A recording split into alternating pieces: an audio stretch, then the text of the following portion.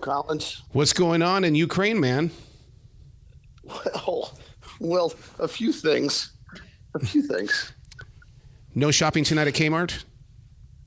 No shopping tonight at Kmart. The local epicenter has been blown up. So we'll have to wait till after the war. How are you, sir? Doing very well. How are you, though? It's been a week since we've talked. Did I see some clickbait about the Harry Potter castle catching on fire in Ukraine, or was that just clickbait? No. That was that happened in Odessa. So it's about 3 hours to the southwest. But anyway, yes, it was just the most recent piece of history to go bye-bye. Wow. I want you to know that we've got an audience tonight. We've got a couple of students, and we've got the owner of the media center. And so tonight we've got questions that are going to be coming toward you. That is awesome. Welcome to everyone. There's a little bit of an echo. Yes. So if I'm, it's not a stutter. So the average day for you begins with what? I mean, I would wake up in holy terror. What about you? Yeah, a little bit. So we're in Kherson, Ukraine here. So it's kind of important to understand the geography, really. This is the only big city that was occupied, and it's the only big city in artillery range. And just to make it more interesting, we are in the city center, which is just over we're 1 kilometer, a little over 1 kilometer from what I like to call the Dnieper River, but which they call here the front because the Russians are on the other side of it. So they're right down the street, and it really makes for an interesting existence. The other cities are 0 for 2 on that. Not occupied. They were never occupied, and they're still out of artillery range. So they get hit with big ballistic missiles like Harry Potter's. What happened there, but we just get hundreds and hundreds and hundreds and hundreds of shells lobbed across the Dnieper River.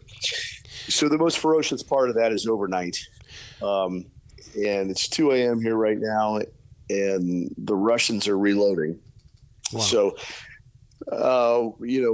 it's interesting at night. We've got an interesting setup here, carefully, kind of pre-planned. So the overnight is savage. So to answer your question, yes, when we get up in the morning, honestly, when I say that I'm grateful for another day, I have a whole new meaning to that. And we really kind of quietly just make sure that everybody, locally is still alive. There's some things you don't ask, but it's good to see your friends and neighbors. And then we set about our day and get ready for the free start at the front. Sorry for the long answer, but yes, it's. I say a quick prayer in the morning. I'm very grateful for things that I wasn't grateful for in the past. Yeah. What about the word that came down that some inside jobs were going down with Zelensky? That there was an assassination attempt, or there could have been. Incredibly disturbing, but not surprising. The Russians are, they just have taught a master class. I'm counting on your students on being the next generation of Arrow Collinses, which promulgate the truth and guard against disinformation. But the Russians are just they're good at this, and they started a long time ago, and they infiltrated those places a long time ago. It's very disturbing. Very disturbing. It shocked me because I thought that it was united, and that's the one thing that the Ukrainians don't need right now is somebody from the inside wanting to take somebody out. It is the last thing that they need, and frankly, that's an interesting part of this conflict. It's probably looks different from afar. If we take any other country and you think. That's really odd, right? That's not good. But here, given the close historical ties, And I mean, these are countries that there's a lot of family members that are on both kind of straddle. I mean, there's a lot of divided kind of loyalty. It bleeds, especially in the East. So you've got many more mechanisms to do that, and it's really not that surprising here, especially in Kherson. Collaborationist things like that are a part of daily life. I mean, these folks speak the same language. Everybody speaks Russian. Ukrainians, a specific dialect. It's become more nationalist. But I mean, there's historical ties that make that kind of thing more feasible, and it's kind of a different deal. The fact that the families, it seemed, had left months and months ago. Do you still see people trying to get out of there? Occasionally. It's a great question, and thanks, Karen, and thanks for all the good that you're going to do in the future and are learning to do now, and for caring in general about this subject matter. So we do. It's less. So here in Kherson, 90% of the people have fled. Those that remain are generally those that have no place else to go, and they're caretakers. Now that's really because upon the deoccupation of the city, the Russians just going right across the river. Once they unleashed holy hell across the river every day, everybody was, if you had a different place to be, you got out. And that's when we were asked to come here. It's to help evacuate the non-ambulatory. So when we came, that was the intense kind of, I mean, we were doing that really all day. We didn't plan to relocate here, but when we saw this place, and there was no foreign assistance, so we decided to stay and relocate here and set up, base. So we've been here ever since. But the number of evacuations has, it was a trickle, and then it came to a standstill. Those that were going to get out, long ago kind of got out. That being said, we still have the occasional, what I call the parental evacuation. And that's when there's very few kids here. Forced evacuations from the villages to the east and west, not in Kherson itself yet. But you have families that have hung on for this long, and then you just have one of these nights that is just savage and really on top of us. And honestly, we'll see them the next morning, and they'll just say, "That's it. I'm getting my kid out of here." And that's a heartbreaking moment because it's usually, we just use an example upstairs. Our neighbor, husband, mother, young child, I think about 4 or 5 years old. So what that means is that family gets split up for the war. They asked us to, we call it an evacuation. It's really transport when it's when it's an ambulatory, people. But we took mom and daughter to Kyiv, mm-hmm. and dad's still here. So hopefully that answers your question. There's not as many, but it does happen from time to time when we have really intense experiences. What about Russian families leaving Russia? Do you have any place to basically hide them, like an Anne Frank situation, or would you keep them out in the open? No Russian would be safe. Certainly here in Kherson in particular, being the only city occupied. I mean, there's bad things happen here. Yeah. And that certainly, that would not go well for anybody that identified that way. There's active attempts to sort of ferret out collaborators that are still here. In Ukraine in general, I don't see that going well either. But what do I know, Arrow? I'm just a dumb American that's somehow been here for 14 months. there's a lot of, I mean, look, it's bad things happened here. You think of the Nazi German occupation of the places that it occupied. People were tormented, tortured, extrajudicial killings, 27 detention centers throughout the city, still looking for people. And the river separates families. So, you've got a lot of moms, daughters, cousins, aunts, brothers about 3 kilometers south from where we are right now. And they are living under a brutal occupation. And those reports get back to the liberated population in the city here.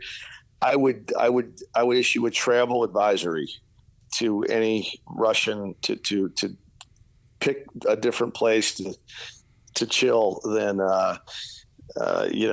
Ukraine. It's a pretty intense feelings.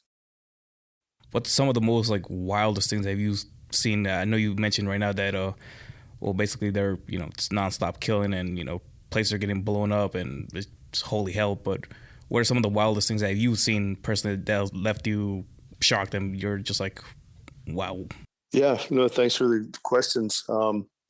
As to the first one, I don't purport to be a national security expert. So what I know is kind of what I've read, which probably what you've read, but it's not surprising. Yeah, it was an inside job. The FSB, the Federal Security Service for the Russians, they have been active here for a long time. So this is a great kind of example of when context and background is super important. So the Ukrainians they refer to what we would call the war as the full-scale invasion. And it's very specifically labeled there. As you probably know, the Russians walked into Crimea, which is about 50 kilometers south of us here in Kherson. Back in 2014, they just took it over. It didn't start a war, but really the political turmoil, really originates back to that point. I don't know if you've seen the Netflix series Winter on Fire. It covers the whole Maidan revolution. So really the underlying events go back to 2014. And so what we call the war is the full-scale invasion. But the point is that the Russians have been kind of working on this since 2014. So they've had quite a head start in terms of infiltrating the inner circle of the Kyiv regime. So yes, I mean, but that kind of thing, it's played out on a smaller scale quite normally. And here it's just sort of part of the process of kind of weeding out the folks that were kind of planted, maybe not that close, but in the regime. So, yeah. So but I don't have any kind of inside information on that. Kyiv's about 7 hours to the north. In terms of the craziest stuff, 2 events kind of stick out for me. We just had the 1-year anniversary of when the train station here in Kherson was hit by a ballistic missile, which is very unusual here. You don't need a ballistic missile to hit Kherson. It's just, tank rounds and mortar rounds, your typical artillery, which has a range depending on the type of 15 to 30 kilometers, but we're, well within that. So it was very unusual to get that kind of targeted strike. Long story short, at that time, we were supporting the local organizations that had asked us to come down in the aftermath of the occupation. And we just happened to be, that was something that we did. It just happened to be the irregular day when we were not transporting the non-ambulatory to the evacuation train there.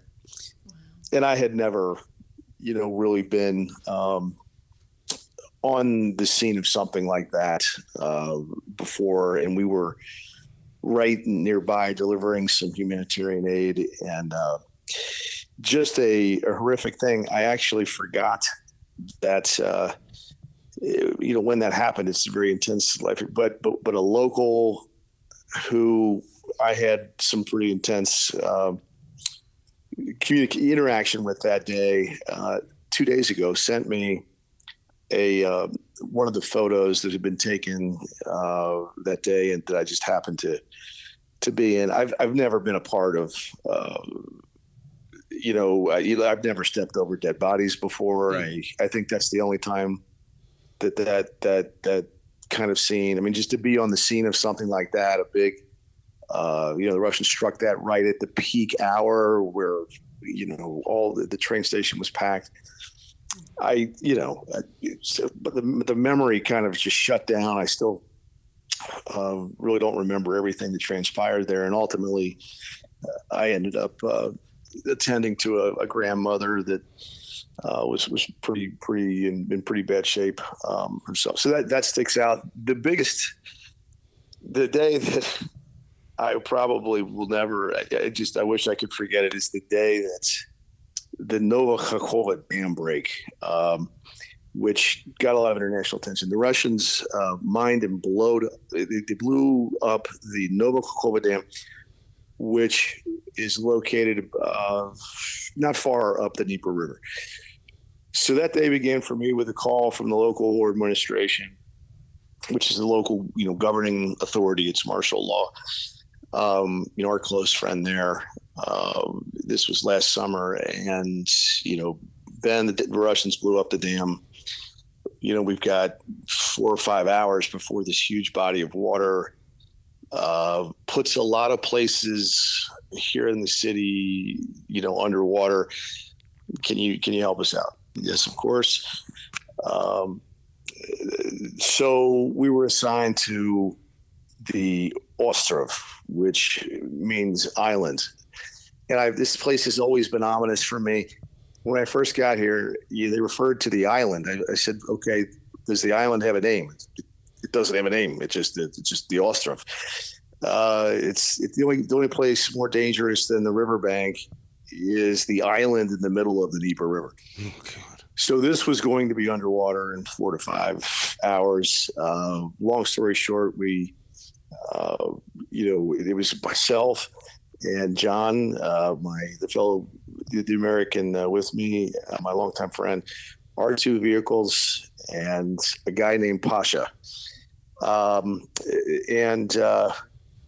We had 5 hours to get everybody that couldn't walk off of the island. I sure hope we did.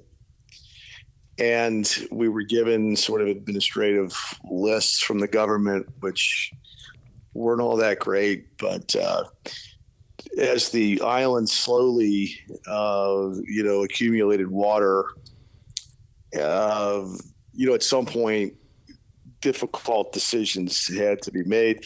The Russians, of course, took the opportunity to just open up on all of us trying to, get people off of that place. And I don't think, that's one. That was one where I had to, you don't ever think about being in a position where you have to make decisions like that. And, how high does the water have to be before you turn around? And when do you do that? When you know that you're 200 meters away from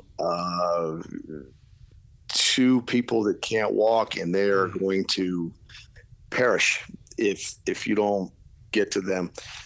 That's a tough day. So sorry for the long answer, but I would cite those 2 things. Putin a couple of days ago is inaugurated again. What was the morale like in Ukraine, or is it one of those, I don't care what he's doing over there, whatever. What we have a job to do here, and we have to stay focused? It's a great question, and it's a difficult one to answer because Ukraine is Ukraine only from afar. We tend to homogenize things, and it's just kind of convenient for us from afar. My kids, they talk about Ukraine as if it's all the same, and it's not. But of course, you don't know that unless you're local. So, there are really difficult questions that are percolating. You have parts of Ukraine that are very far from the war. Lviv in the west, yes. The big city. Kyiv, to a large extent, is far from the war. Kharkiv in the east, it's close, but these are even there's other. So it depends on where you are.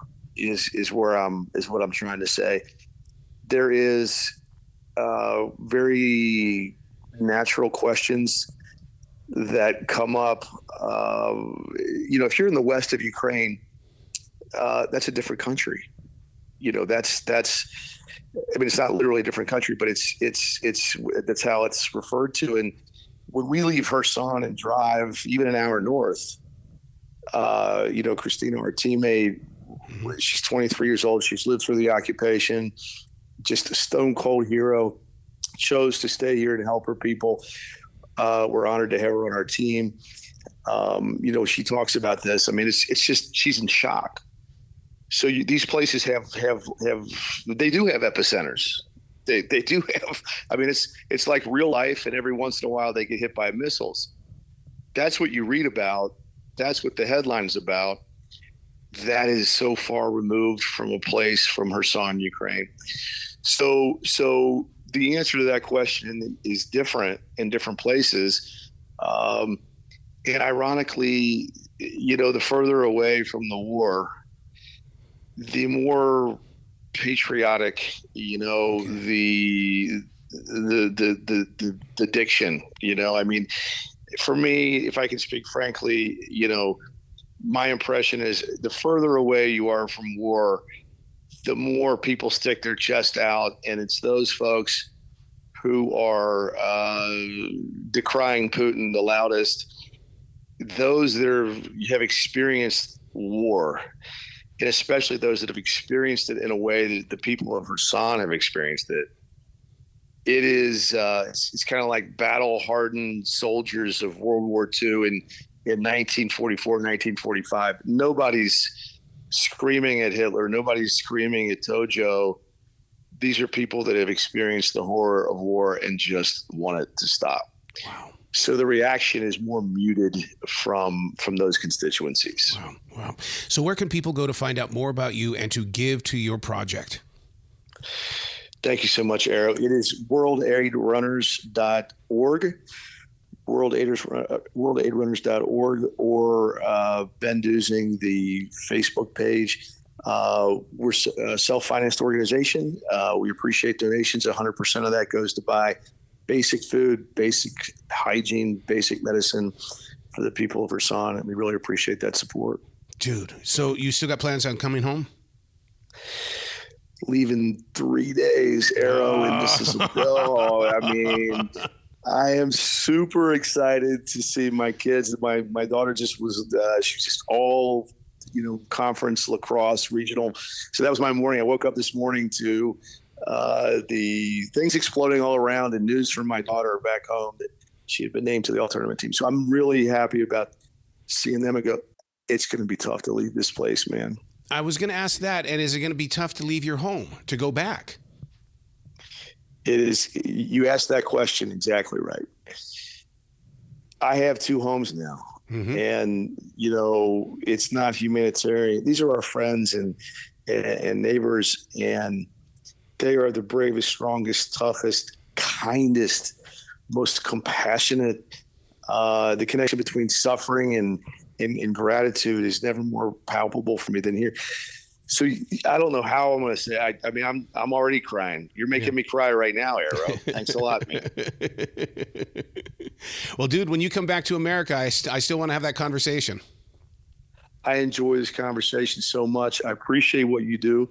I appreciate the opportunity to answer questions from your students, and they can have no better teacher because you care, Arrow. At the end of the day, there's just no substituting for caring. So I'm sure they'll learn that from you. Excellent. Well, you be brilliant. You be very, very, very safe. Okay. You too, Arrow. Thank you. And thanks. Take care of all the students there. God bless.